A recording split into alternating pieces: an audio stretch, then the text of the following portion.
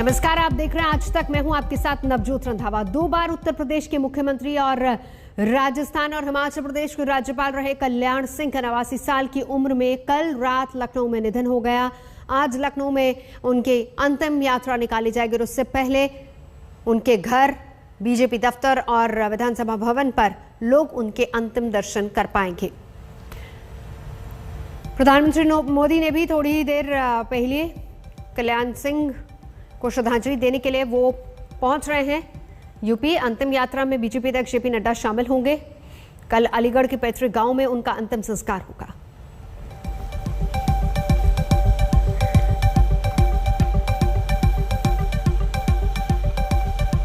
प्रदेश के पूर्व मुख्यमंत्री, राजस्थान और हिमाचल के पूर्व राज्यपाल, भारतीय जनता पार्टी परिवार के वरिष्ठ सदस्य माननीय कल्याण सिंह जी हमारे बीच में नहीं रहे। उन्होंने शासन में शुचिता, दृढ़ता, मूल्यों और आदर्शों के प्रति अपने कार्यकाल के दौरान जो आदर्श प्रस्तुत किए थे वो आज भी मानक बने हुए हैं। श्री कल्याण सिंह जी भारतीय जनता पार्टी के वरिष्ठ नेता रहे, राम जन्मभूमि आंदोलन के नायक रहे, उत्तर प्रदेश के मुख्यमंत्री रहे और कई सालों तक पिछड़े समाज के हितों की रक्षा के लिए सदैव उन्होंने लड़ाई लड़ी। चाहे उत्तर प्रदेश विधानसभा हो, चाहे देश की संसद हो, वो हमेशा दबे कुचलों का आवाज उठाते रहे। कल्याण सिंह जी जो उत्तर प्रदेश के मुख्यमंत्री रहे हैं, बीजेपी के वरिष्ठ नेता के साथ साथ वो पिछड़े वर्ग के जमीनी नेता भी रहे हैं। हालांकि उनके राजनीतिक जीवन में बहुत चुनौतियां आई हैं, तो उसका उन्होंने काफी डटकर मुकाबला किया, बड़े संघर्षशील रहे। कल्याण सिंह जी का निधन मेरे लिए व्यक्तिगत तौर पर एक अपूरणीय क्षति है, लेकिन भारत की राजनीति में जो पिछड़े वर्गों को व्यापक आधार मिला और वो भी भाजपा जैसी राष्ट्रीय पार्टी में, उसके लिए कल्याण सिंह बहुत बड़ा कारण बने। कल्याण सिंह जी के जाने से भारतीय राजनीति के एक युग का अंत हो गया।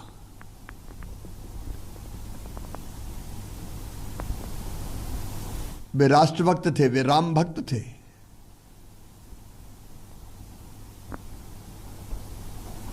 तपोनिष्ठ, कर्तव्यनिष्ठ,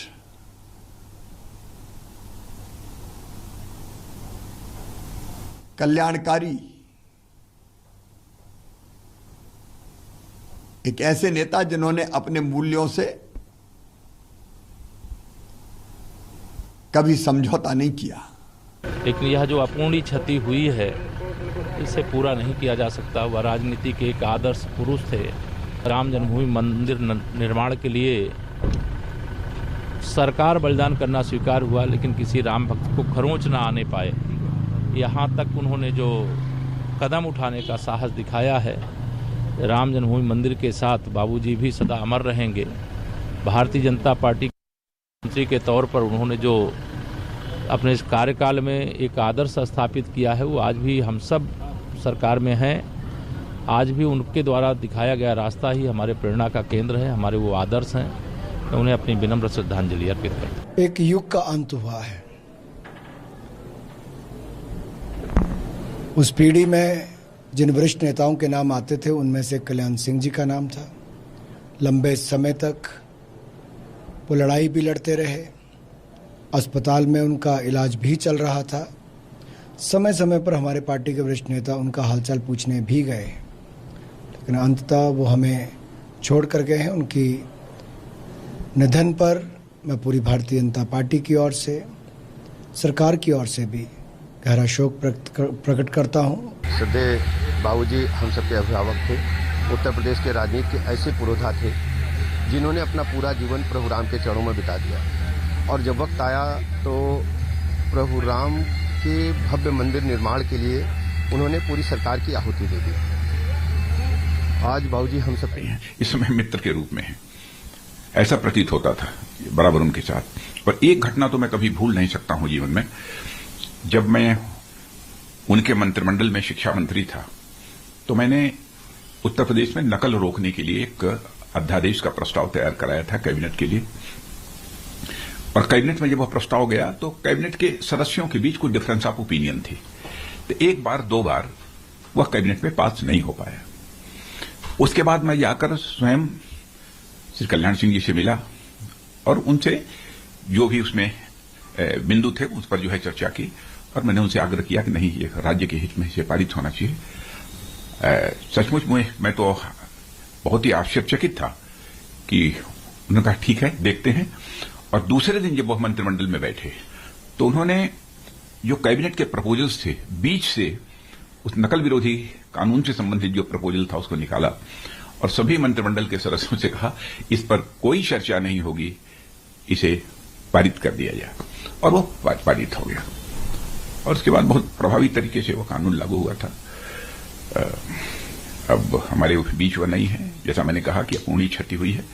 मैं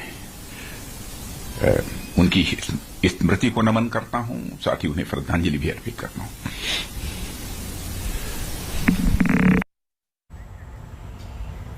तो सब लोग, सब नेता अपने अपने तरीके से कल्याण सिंह को याद कर रहे हैं और कुछ ही देर बाद उनके पार्थिव शरीर को अंतिम दर्शन के लिए बीजेपी दफ्तर ले जाया जाएगा। वहां से संतोष मेरे सहयोगी हमारे साथ हैं और उससे पहले हम सीधा चलेंगे उनके घर पर, क्योंकि पार्थिव शरीर को रखा गया है अंतिम दर्शन के लिए। मेरे सहयोगी अभिषेक इस वक्त वहां से मौजूद है। अभिषेक, अभी वहां पर कौन कौन लोग पहुंचे हैं अंतिम दर्शन के लिए? देखिए नवजोत, यहाँ पर उत्तर प्रदेश सरकार के मुख्यमंत्री केशव प्रसाद मौर्य, डॉक्टर दिनेश शर्मा, सरकार के तमाम मंत्री यहाँ पहुंच चुके हैं और कुछ ही देर में प्रधानमंत्री नरेंद्र मोदी भी यहाँ पहुंचेंगे। मुख्यमंत्री योगी आदित्यनाथ इस वक्त एयरपोर्ट में है, जो उन्हें रिसीव करने के लिए वहाँ पे गए हैं और वहाँ से सीधे प्रधानमंत्री यहाँ उनके आवास पर आएंगे। आवास में अगर हम देखें तो आप देख सकते हैं यहाँ पर पूरी तैयारियां कर ली गई हैं उनके आने की। सामने वहाँ आप देख सकते हैं वहाँ पर पार्थिव शरीर रखा गया है कल्याण सिंह का, और तमाम जो नेता हैं, बड़े नेता हैं, वो तमाम लगातार यहाँ पर आ रहे हैं। दत्तात्रेय होसबोले के आने की भी सूचना है, वो भी कुछ देर बाद यहाँ पहुंचेंगे। पूरे तरीके से यहाँ पे तैयारी है। सुबह से यहाँ पे जो लोग उनके अंतिम दर्शन करना चाहते थे उनके आने का सिलसिला शुरू हो गया था। बीएसपी सुप्रीमो मायावती भी यहाँ आ चुकी हैं और उन्होंने भी अंतिम दर्शन किए हैं। यहाँ पर उनका जो पार्थिव शरीर है वो 10:30 बजे तक रखा जाएगा। उसके बाद में उनका जो शरीर है वो विधान भवन ले जाया जाएगा, जहाँ पर 12:30 बजे तक वहाँ अंतिम दर्शन हो सकेंगे और 12:30 से 2:30 बजे तक बीजेपी कार्यालय में रखा जाएगा उनका पार्थिव शरीर। और उसके बाद 3 बजे एयरपोर्ट के लिए यात्रा निकलेगी, जो पूरे चारबाग आलमबाग होते हुए एयरपोर्ट तक जाएगी और वहां से 3:30 बजे उन्हें एयर लिफ्ट करके अलीगढ़ ले जाया जाएगा। जी बिल्कुल, क्या खबर मिल पा रही है? प्रधानमंत्री कितनी देर में पहुंचने वाला है? क्योंकि खबर सुबह ये आ रही थी कि 9:30 बजे के करीब वो लखनऊ में लैंड करेंगे। देखिए, जिस तरीके की सूचना प्राप्त थी हमको कि 10 बजे के करीब उन्हें यहाँ पर आना था। हालांकि यहाँ पर अलर्ट कर दिया गया है पूरी सुरक्षा का और यहाँ पर सुरक्षा का घेरा बना दिया गया है।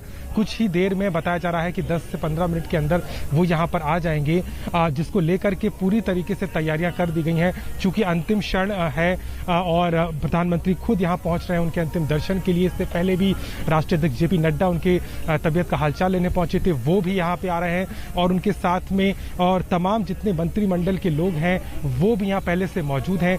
बीजेपी के लिए आज बड़ा ही भारी दिन है, क्योंकि न सिर्फ उन्होंने एक बड़े नेता को खोया है, बल्कि एक ऐसी छवि, एक ऐसे युग का अंत होता यहाँ नजर आता है जिसने राम मंदिर की लड़ाई में एक बहुत बड़ा योगदान दिया था। यही कारण है कि चाहे कोई भी नेता हो, सुदूर इलाकों से वो यहाँ लगातार पहुंच रहे हैं और अंतिम दर्शन कल्याण सिंह के करना चाहते हैं। बिल्कुल। संतोष, जहां आप खड़े हैं बीजेपी दफ्तर में, वहां कैसी तैयारियां हैं, भी दिखाएं जरा।